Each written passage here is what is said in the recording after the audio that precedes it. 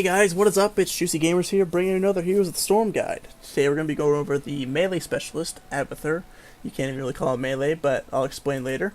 He's one of three very hard heroes, that being Abathur, of course, Medivh, and Lost Vikings.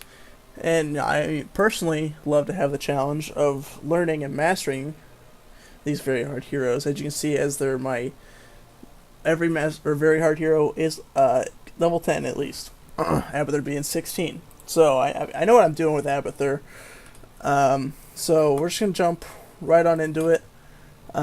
His abilities are Symbiote, where you can cast it on any allied or any minion unit that's not a summon of other heroes.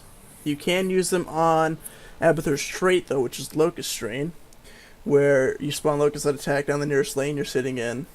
288 health, 25 seconds, 34 damage with each basic attack. Well, but Symbiote is going to be your main source of damage and siege, so to speak. And most people in game will call it a hat. Don't ask me why, but they call it the hat.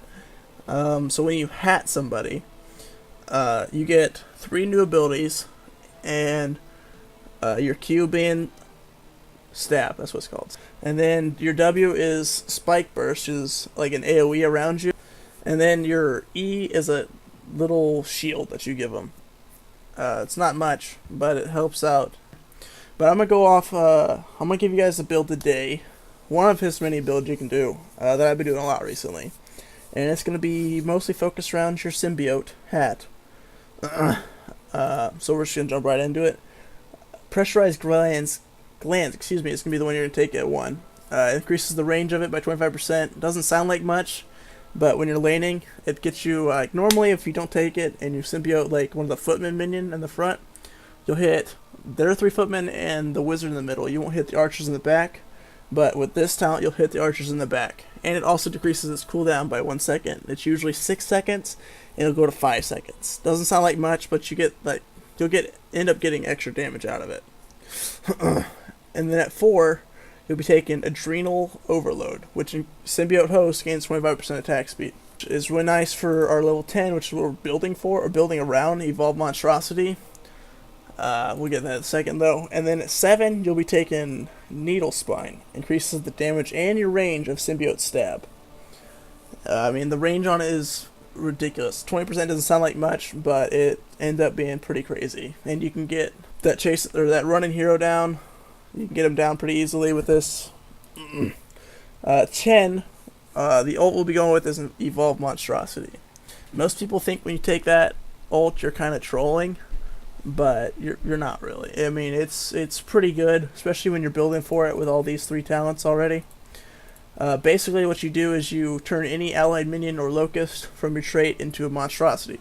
Whenever minions die near the monstrosity, it gains the 5% health and 5% attack damage, stacking up to 40. And he also takes less damage from non-heroic enemies. And when you use your Q, your symbiote, on them, you actually can control them. And the weird thing about Abathur that I forgot to mention was he basically just sits behind on forts. He sits behind the gate. He doesn't actually engage in combat. At least not usually. There's some times where he can, but his health pool is ridiculously low, and his damage without symbiotes or toxic nest is super low. But we'll be taking Evolve Monstrosity at 10. And then at 13, I take Soma Transfer. The 64 health per enemy hero hit doesn't sound like a lot, but in some footage I'm going to show you later on, you'll see how it comes into play, and it keeps minions alive when you need it.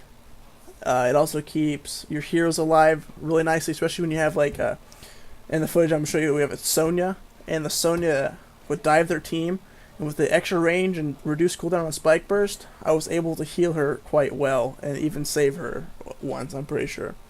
So it doesn't sound like much from there, but it's actually ends up being a lot depending on how many heroes you hit. And at 16, we're going to be taking Envenomed Spikes, where Spike Burst also slows enemy movement by 40 for 2 seconds. So the cooldown is 5 seconds, so you're being able to slow these people, or slow them every 3 seconds. They'll be slowed, or only 3 seconds they won't be slowed, excuse me. And so that's really nice, especially when you're on a melee hero, on your tank even. And you can help them chase them down and ensure that kill. It's awesome. It also helps when you're retreating and you're on somebody who's retreating. You can use that and it'll get their tank, the enemy tank or melee, off of them, and saves quite a few lives with it. And at 20, you're going to take Monstrosity gains the ability to deep tunnel to any visible location once every 25 seconds. This is essential to being able to push, especially on larger maps. On smaller maps, you can get away with taking Hive Mind, where your symbiote mimics the commands of the first but does half damage and shielding. So it's like half effective, but there is two of you shooting at him. But I go with this because you can get around so much easier. You can juke out enemy heroes. It's pretty nice to keeping your Monstrosity alive. And so we're just going to jump into some gameplay here, and I'll show you what I mean by most of these talents. Alright, as you can see, we're in the replay right now. Their team pulled out with 3 melee, the Butcher, Sonya, and Diablo. And that does not bode well for our single melee Sonya. So this is what really sparked me to go with the build that I had showed you, to get that extra front line up there, so our Ming, Vala, and Luna could work easier, and so that Sonya wasn't having such a hard time. We end up killing Diablo here because she baits him over the mine. See, I'm not using my spells right now, but I can use them through the wall. But like there, we just bursted the crap out of them. I didn't go over the Toxic Nest. I should have. It's Abathur's default W, and basically you place these mines around and a couple seconds for them to deploy. But after that, they're invisible to the enemy team, but they are visible to your team. So like, I'm putting them, you want to put those where the enemy team will be walking, and also whatever bush you put them in will give you vision of that bush. So you see right here, I got one in that bush so that Ming can see anybody walking down there to come gank her, and this bush as well. Alrighty, here are Li Ming's coming up here to try to gank on that Gul'dan. And we see their Nova sitting right here, and Nova's a stealth hero. So Ming can't exactly see her in the bush that well, so she pops out anyway, and then she ends up getting sniped by Nova, and then Nova runs away, and she walks over those mines, and that red eye that pops up over her means she's revealed. It reveals her for a pretty long time, or she can go stealth again, but when she stealths, you'll still be able to see her though, because of the mine. When they walk over the mine, it explodes obviously, and it reveals them for a few seconds, so that my team can react a lot better. Alrighty, here's a good job of me demonstrating the full power of the symbiote. We can see down here Nova and Diablo are both down here. We're roughly both around half health. And Madman's down here as Lunara. You'll see a lot of Madman eventually. But he actually dies here. But I'm symbioted on a minion in there, and I'm just sitting there poking the crap out of Diablo. And right now we're 7, so I got the extra damage and range on Needlespine, and I just killed Diablo. And we see Nova's trying to run away, and my spine, or my stab, still gets her. Hey guys, thank you for watching this video on Abathur. We'll be coming out with some more videos for Abathur in the near future on different playstyles and builds for him. If you like the video, please drop a like below. If you have any more questions or comments, drop in the comment section, because that's where comments go. It's weird. Anyway, thank you for watching. Hope you had a good time, and stay juicy.